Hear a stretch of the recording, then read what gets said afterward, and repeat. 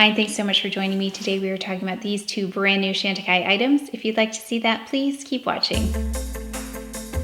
Welcome and thanks for joining us. If you are new here, I focus on luxury beauty. I post every Thursday and lately every Monday as well. And then if I have an extra one, I will sprinkle it in the week somewhere along the way, but you'll get a video at least every Thursday. Today we are talking about the Chantecaille Summer 2020 collection. It is a limited edition collection and it is very edited. I'm going to try the products on and we'll talk about them along the way.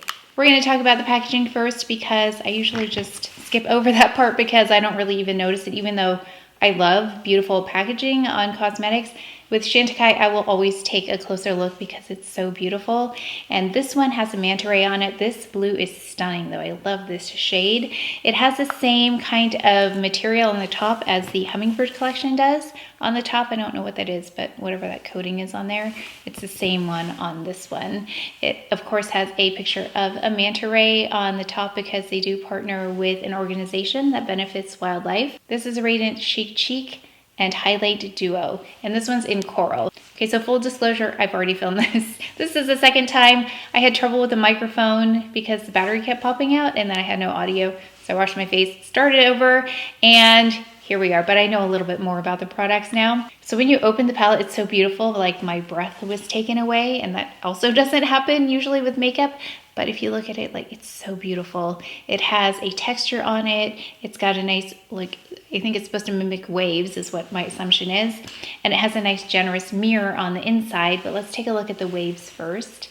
This is one of those products that you almost don't want to use because it's so pretty. Yeah, really, really stunning.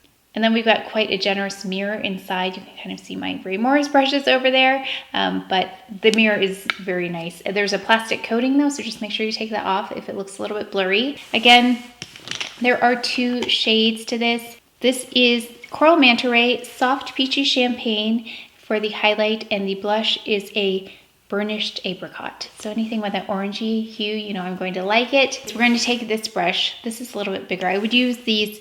Well, actually, I'll show you in a bit because I already, like I said, I used this already. But these mini kabuki brushes are great. That's the only trick when you've got a product that has two different shades in there and it's a face, like a cheek and highlight, because you've got to get the right brush size, or else you're going to pick up both of them at once when maybe you don't want to. So these mini kabuki brushes fit really nicely in here.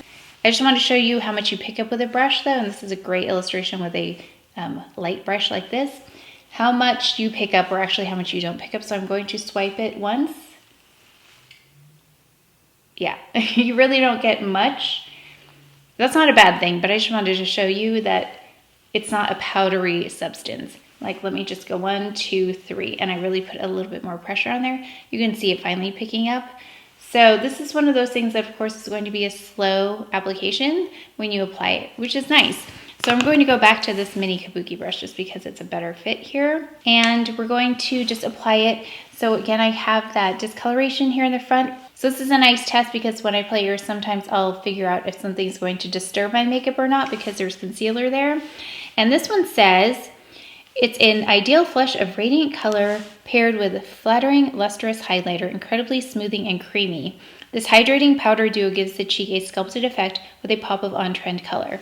So the fact that it says creamy makes me wonder about the performance of this and how it will affect my concealer. So that'll be kind of a nice thing, but it is just so beautiful going on. It's so smooth. And now I've worn it twice. I'm just so impressed with how lovely it looks on the skin. It becomes one with the skin. It's not powdery in any way. I'm not sure about the hydrating piece. Again, I'm going to have to keep an eye on that. It's not drying though, but beautiful.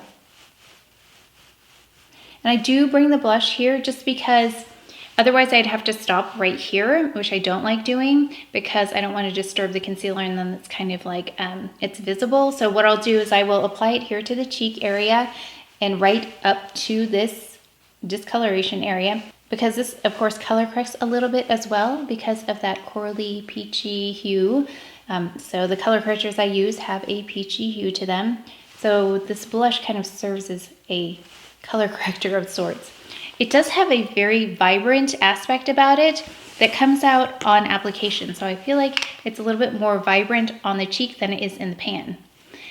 So it's just something I noticed. I thought it was going to be more orangey. It has a lot more pink in there than I thought it would. But it's really, really pretty. So what I can do is if I put too much here, I'll just go in with the powder and I'll just put it on top and I'll kind of temper that a little bit. So if you, like me, have the same issues, then you can always go in and put a little bit of powder on top to kind of take it down a little bit if you've put too much on. So we're gonna finish the other side here. Some of you may not like to put blush this far in, but because of what I have going on, it's kind of like either I have to stop here or I'm gonna go all the way this way. So if you don't have that problem, then you don't need to worry about it, but that's kind of how I manage that whole section right there. So I'm gonna go in with my favorite powder.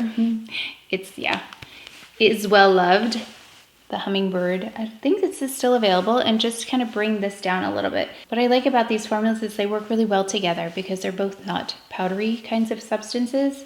So they kind of fuse together really beautifully. Then it can be a little bit more gradual in case it sticks out too much as like too much blush right here. Okay, lovely, lovely. I love this blush already. It's new, I know, but I love it. Okay, then we're going to pick up this highlighter right here. So we're gonna apply, we're gonna just add that here. No, this is a little bit more pink than I thought. It reminds me a little bit of that Charlotte Tilbury, the highlighting wand. That color a little bit, the one that I love. So on the inner corner. I did use the Hummingbird palette for the eyes as well, the warm one, which I love. And the bronzer as well is Chantecaille. I'm going to do a whole Chantecaille brand spotlight as well. I have a lot of Chantecaille and they're all so beautiful. So we'll talk about all of those.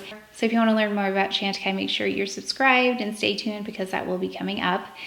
We have the Lip Tint Hydrating Balm right here. It's a perfect no makeup lip balm. It says we paired sheer lightweight hydration and subtle lip enhancing color in a chic slim swivel pen.